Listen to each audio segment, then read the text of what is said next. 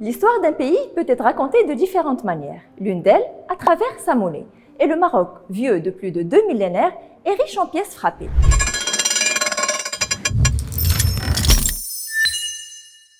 Au-delà de leur valeur intrinsèque, les pièces de monnaie ont toujours séduit. Les collectionneurs se font nombreux, tous intéressés par la numismatique, cette science qui a pour objet d'étudier les pièces de monnaie. Elle est tellement importante que Banque El Maghreb a dédié un musée spécifique aux pièces de monnaie et c'est là où nous nous trouvons aujourd'hui. Être collectionneur n'empêche pas de considérer ce loisir comme un placement.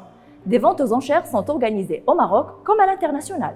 Mais si ce marché, si l'on ose dire, est bien organisé à l'étranger, ce n'est pas le cas au Maroc. Du coup, les pièces n'ont pas de valeur de référence, les prix sont estimés entre membres de quelques clubs et amicales créés dans certaines villes en fonction du prix du dernier achat. Les pièces de monnaie n'ont pas toutes la même valeur et ce n'est pas en raison de leur ancienneté qu'elles ont de l'importance. Des critères universellement admis sont pris en compte comme la frappe, l'éclat, la couleur et parfois même le pays dans lequel elles sont frappées. Une pièce de monnaie de 1201 Hégire du temps de Mohammed III, d'une valeur de 10 mitrel, a été cédée à 15 000 $ en 2011, sachant que pendant la vente aux enchères, elle était estimée à 4 800 $.